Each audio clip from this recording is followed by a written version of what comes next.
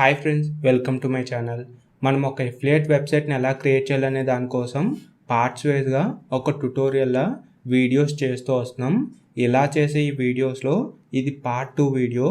So ఈ వీడియోస్లో నేను ఒక ఎఫిలియేట్ వెబ్సైట్ని ఎలా క్రియేట్ చేయాలి, మనం క్రియేట్ చేసిన ఎఫిలియేట్ వెబ్సైట్ ద్వారా ఎఫిలియేట్ చేస్తూ మనీ ఎలా ఎర్న్ చేయాలనే దానికోసం ఎవ్రీ పాయింట్ని క్లియర్గా ఎక్స్ప్లెయిన్ చేస్తూ 1 by 1గా నేను చెప్తూ వస్తున్నాను. సో ఇలా చేసే ఈ ఎఫిలియేట్ ట్యుటోరియల్కి సంబంధించి మీకు 1 by 1 వీడియోస్ దొరకకపోతే మన ఛానల్లో ఒక ప్లేలిస్ట్ క్రియేట్ చేసి నేను చేసే ఈ ఎఫిలియేట్ రిలేటెడ్ వీడియోస్ అన్నీ ఈ ప్లేలిస్ట్లో యాడ్ చేస్తున్నాను. మీరు 1 by 1గా రావాలి, స్టార్టింగ్ నుంచి రావాలనుకుంటే ఈ ప్లేలిస్ట్ ఓపెన్ చేసి 1 by 1గా ఈ వీడియోస్ని చూస్తూ రండి. ఇక్కడ ఈ కంప్లీట్ ట్యుటోరియల్లో నేను ఏవైతే పాయింట్స్ డిస్కస్ చేస్తున్నానో ఆ కంప్లీట్ పాయింట్స్ని మీకు 1 by 1గా విత్ టైమ్ స్టాంప్స్తో మీకు స్క్రీన్పై మెన్షన్ చేయడం జరిగింది. దాంతోపాటు డిస్క్రిప్షన్లో కూడా అప్డేట్ చేస్తాం. సో దీనివల్ల ఏంటంటే ఈ ట్యుటోరియల్ చూసేటప్పుడు నేను ఏవైతే కొన్ని పాయింట్స్ కవర్ చేస్తున్నానో నేను కవర్ చేసే పాయింట్స్లో ఏ పాయింట్ అయినా మీకు ఆల్రెడీ తెలుసు, నాకు ఆల్రెడీ దీని గురించి ఐడియా ఉంది అనుకుంటున్నారంటే ఆ పర్టికులర్ పాయింట్ని స్కిప్ చేయడానికి ఈ టైమ్ స్టాంప్స్ అనేది లేదా నేను డిస్కస్ చేసే పాయింట్స్ అనేది మీకు యూజ్ అవుతూ ఉంటుంది. ఇంక ఈ వీడియోలోకి వస్తే ఇక్కడ మనం ఇప్పుడు ఎఫిలియేట్లో ఎలా జాయిన్ అవ్వాలి, ఈ ఎఫిలియేట్లో జాయిన్ అవ్వడానికి మనకి ఎటువంటి ఎలిజిబిలిటీస్ ఉండాలనేది మనం ఇక్కడ చూద్దాం. మీరు ఎఫిలియేట్ ద్వారా మనీ ఎర్న్ చేయాలంటే మీరు ఏ కంపెనీ రిలేటెడ్గా ఈ ఎఫిలియేట్ ప్రాసెస్ చేయాలనుకుంటున్నారో ఆ కంపెనీ యొక్క అఫీషియల్ వెబ్సైట్కి వెళ్ళాల్సి ఉంటుంది. ఇలా వెళ్ళి కిందికి స్క్రోల్ చేసి ఫుట్టర్లోకి వెళ్తే అక్కడ బికామ్ అన్ ఎఫిలియేట్ అని కానీ జాయిన్ ఎఫిలియేట్ అని కానీ ఒక ఆప్షన్ కనిపిస్తూ ఉంటుంది. సో ఇక్కడ పర్టికులర్ ఒక సైటు లేదా అమెజాన్ సైటు, ఫ్లిప్కార్ట్ సైటు వీటికనే కాకుండా మీరు ఏ కంపెనీ తీసుకున్నా ఒక కంపెనీ తన దగ్గర ఉన్న ప్రొడక్ట్స్ని, సర్వీసెస్ని ఇలా ఏదైనా మార్కెట్లో సేల్ చేస్తుందంటే ఇలా సేల్ చేసే ప్రతి కంపెనీకి ఎఫిలియేట్ అనేది ఉంటుంది. ఎఫిలియేట్ ఉన్న ప్రతి కంపెనీ వాళ్ళ అఫీషియల్ సైట్లో ఈ విధంగా మెన్షన్ చేస్తారు. ఇక్కడ ఇలా ఈ ఆప్షన్ ఉంది కదా, ఈ ఆప్షన్ పై ట్యాప్ చేసినప్పుడు మనకు ఒక అప్లికేషన్ ఫామ్ వస్తుంది. అంటే ఇలా మీ అఫిలియేట్ ఏదైతే ఉందో ఈ ఎఫిలియేట్లో మేము జాయిన్ అవుతున్నాం, ఇలా జాయిన్ అయ్యి మీ ప్రొడక్ట్స్ని మా ద్వారా కొంతమందికి సేల్ చేస్తామని మనం ఒక అప్లికేషన్ని వాళ్ళకి సెండ్ చేస్తామన్నట్టు. ఇలా సెండ్ చేసినప్పుడు మనం ఇచ్చిన డీటెయిల్స్ అంటే ఈ అప్లికేషన్లో మన పర్సనల్ డీటెయిల్స్ యాడ్ చేస్తాం కదా, ఇలా యాడ్ చేసిన మన డీటెయిల్స్ అంతా ఓకే అయ్యి వాళ్ళకి ఓకే అనుకున్నారనుకోండి, మనం పంపిన అప్లికేషను వాళ్ళు యాక్సెప్ట్ చేసి రిప్లైగా మనకు ఒక సపరేట్ ఐడి, ఒక డాష్ బోర్డు ప్రొవైడ్ చేస్తూ ఉంటారు. వీళ్ళు ప్రొవైడ్ చేసే డాష్ బోర్డ్ ఏదైతే ఉందో ఇది కంప్లీట్గా ఎఫిలియేట్ డాష్ బోర్డ్ అన్నట్టు. ఈ ఎఫిలియేట్ డాష్ బోర్డ్లో వీళ్ళ ప్రొడక్ట్స్ ఉంటాయి, అంటే ఆ కంపెనీకి సంబంధించిన ప్రొడక్ట్స్ ఉంటాయి.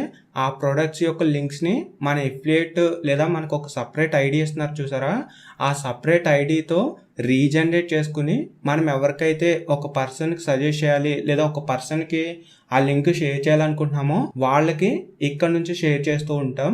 ఇలా షేర్ చేసినప్పుడు వాళ్ళు మన ద్వారా ఆ లింక్ యూజ్ చేసి బై చేశారంటే వాళ్ళ నుంచి వచ్చిన కమిషను ఈ ఎఫిలియేట్ డాష్ బోర్డ్లో సపరేట్గా మనకు మాత్రమే కనిపించేలా ఇది వస్తూ ఉంటుంది. ఇది ఈ ఎఫిలియేట్ డాష్ బోర్డు ఒక సపరేట్ ఐడి అన్నట్టు.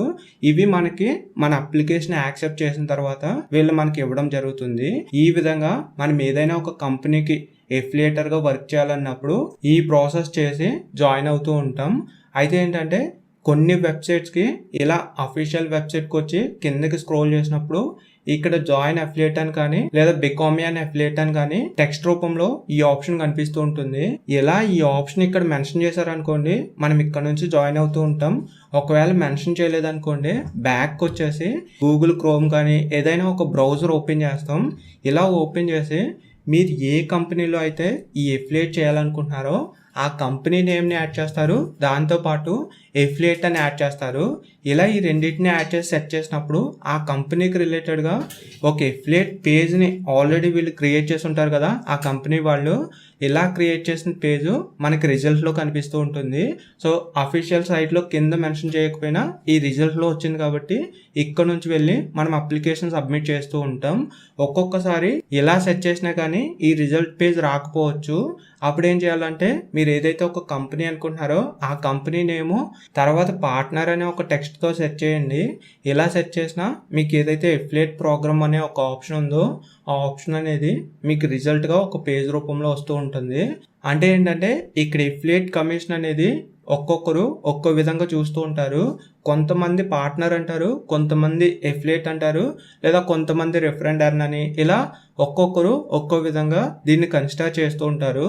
కాబట్టి మీరు సెలెక్ట్ చేసుకున్న కంపెనీని బట్టి ఫస్ట్ ఎఫిలియేట్ అని చెక్ చేస్తారు, లేదు అంటే ఇలా పార్ట్నరు లేదా రిఫరెండ్ ఎర్న్, ఇలా వీటి టెక్స్ట్తో మీరు సెట్ చేస్తూ ఉంటారు. ఇలా సెట్ చేసినప్పుడు వాటి రిలేటెడ్గా ఇలా ఈ ఎఫిలియేట్ రిలేటెడ్ ప్రోగ్రామ్స్ ఏమైనా ఉంటే ఆ రిజల్ట్ పేజెస్ మీకు వస్తూ ఉంటాయి. ఈ విధంగా మనం ఏదైనా ఒక ఎఫిలియేట్లో ఒక ప్రోగ్రాంలో జాయిన్ అవ్వడానికి ఈ ప్రాసెస్ ఉంటుంది అన్నట్టు. ఇక్కడి వరకు ఓకే కదా. నెక్స్ట్ ఇప్పుడు ఈ ఎఫిలియేట్ వెబ్సైట్కి ఎలిజిబిలిటీ ఏంటి, మనం ఎందులో జాయిన్ అవ్వాలంటే మనకి ఎటువంటి ఎలిజిబిలిటీస్ ఉండాలనేది ఇక్కడ చూద్దాం. ఇక్కడ మెయిన్గా చెప్పాలంటే ఈ ఎఫిలియేట్లో జాయిన్ అవ్వడానికి మనకి ఎటువంటి ఎలిజిబిలిటీస్ ఉండవు. ఇలా పర్టికులర్ ఈ కండిషన్స్తో ఈ ఎలిజిబిలిటీస్ ఉండాలని ఏ కంపెనీ ఎక్కడ మెన్షన్ చేయదన్నట్టు.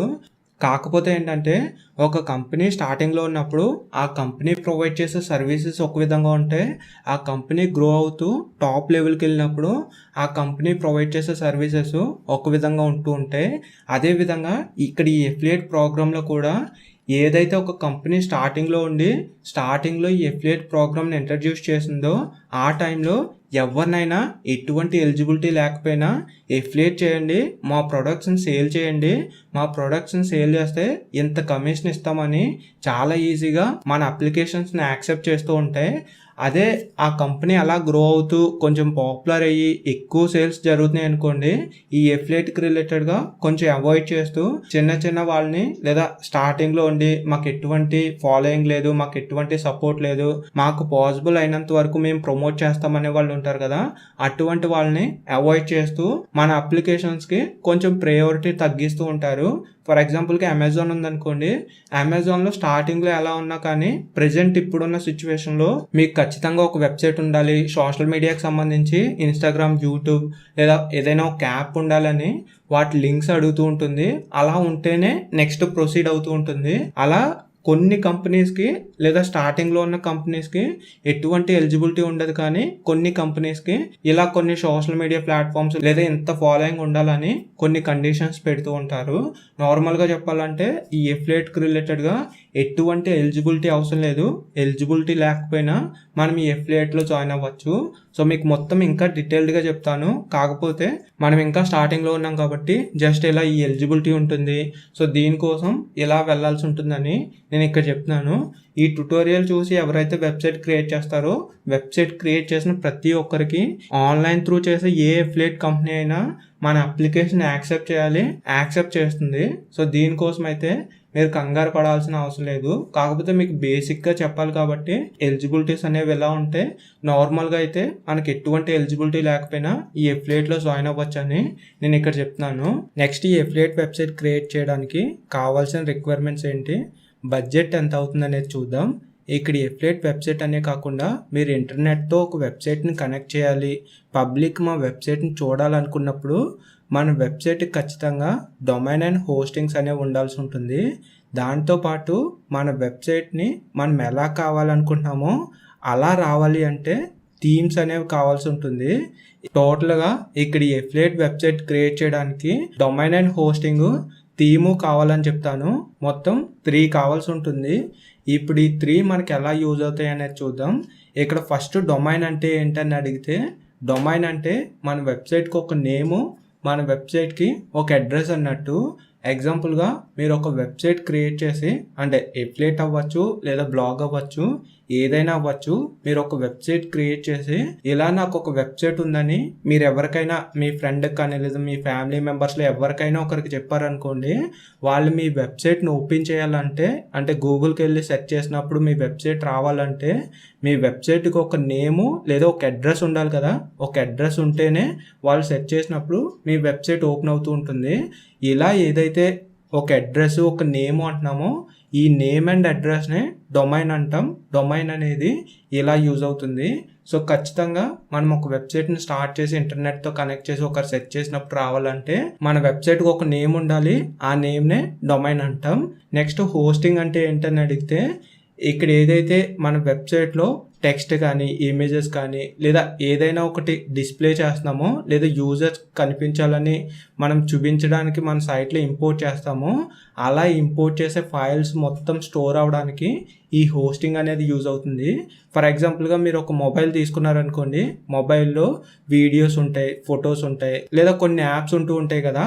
ఇలా ఉన్నవన్నీ మొబైల్లో ఉన్న హార్డ్ డిస్క్ లేదా మెమొరీ ఉంటుంది చూసారా, ఆ మెమొరీకి ఉన్న స్టోరేజ్ని బట్టి మనకు అక్కడ ఉంటూ ఉంటాయి.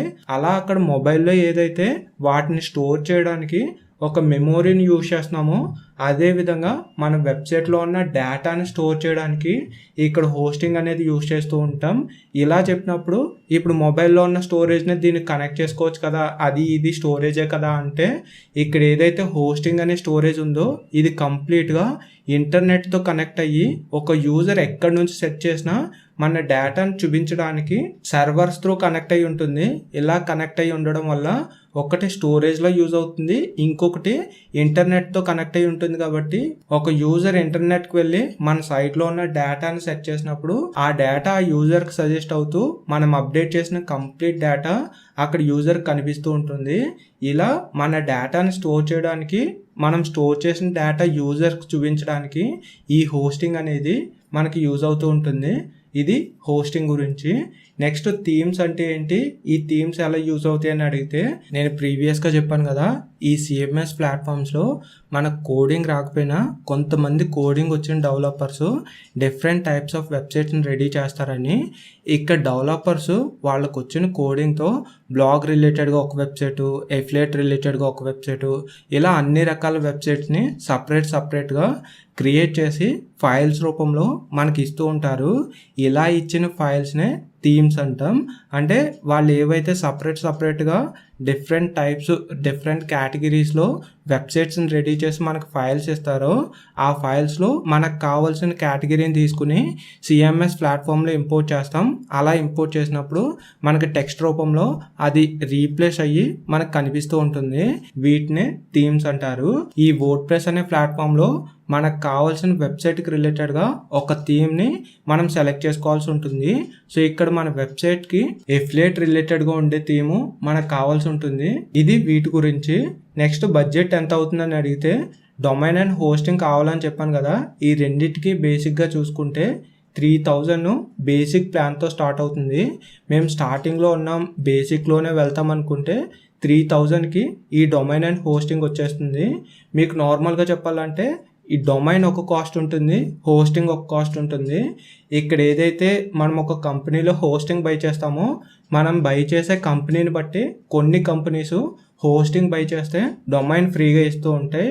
సో ఈ రెండింటిని కన్సిడర్ చేస్తూనే నేను ఇక్కడ చెప్తున్నాను, మనం హోస్టింగ్కి 3000 పెడతాం, ఒక డొమైన్ ఫ్రీగా వస్తుంది. ఈ రెండింటికి బేసిక్లో వెళ్తే 3000 అవుతుంది. లేదు కొంచెం ప్రొఫెషనల్గా వెళ్ళాలనుకుంటున్నాం, మాకు ఎక్కువ ట్రాఫిక్ వస్తుందంటే మీరు ఈ బేసిక్ ప్లాన్ కాకుండా ఇంకొక అదర్ ప్లాన్ తీసుకోవచ్చు. ఆ ప్లాన్ ఎలా తీసుకోవాలి ఏంటి అనేది నేను తర్వాత చెప్తాను. కాకపోతే ఈ స్టార్టింగ్లో వెళ్ళే వాళ్ళకి 3000 అని చెప్తున్నాను కదా, అలా కాకుండా మేము సపరేట్ వేరే ప్లాన్ సెలెక్ట్ చేసుకుంటామంటే మీరు సెలెక్ట్ చేసుకున్న ప్లాన్ బట్టి మీకు ఎక్స్ట్రా అమౌంట్ పడుతూ ఉంటుంది. సో ప్రెజెంట్ అయితే అందరూ స్టార్టింగ్లోనే వెళ్తున్నాం కాబట్టి ఒక బేసిక్ అమౌంట్గా 3000 అయితే చూడండి. ఈ డొమైన్ అండ్ హోస్టింగ్కి 3000 అవుతుంది. నెక్స్ట్ థీమ్ కూడా కావాలని చెప్పాను కదా, ఈ థీమ్కి 3000 నుంచి 3200 ఇలా అయితే అవుతుంది. అయితే ఇలా చెప్పినప్పుడు ఏదైతే థీమ్ అంటున్నానో ఈ థీమ్ ఫ్రీగా రాదా, థీమ్ కూడా మనీ పెట్టాలా అని కొంతమందికి డౌట్స్ ఉంటాయి.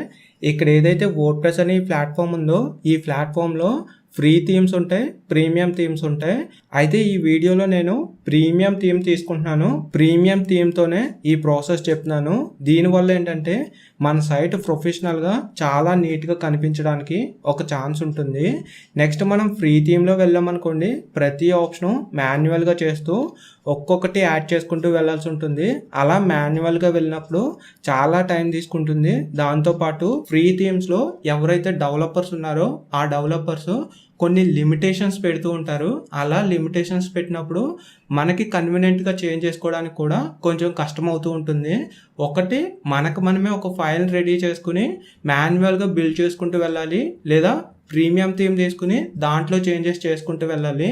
అలా కాకుండా ఫ్రీ థీమ్ తీసుకుని ఆ డెవలపర్ పెట్టిన కండిషన్స్ అన్నిటిని చేంజ్ చేసి మనకు మనం మళ్ళీ మోడిఫై చేసుకోవాలంటే నేను చేయగలిగినా కానీ మీకు మీరు ప్రాక్టికల్గా చేసినప్పుడు ఏదో ఒక ఎర్రర్ వస్తూ ఉంటుంది.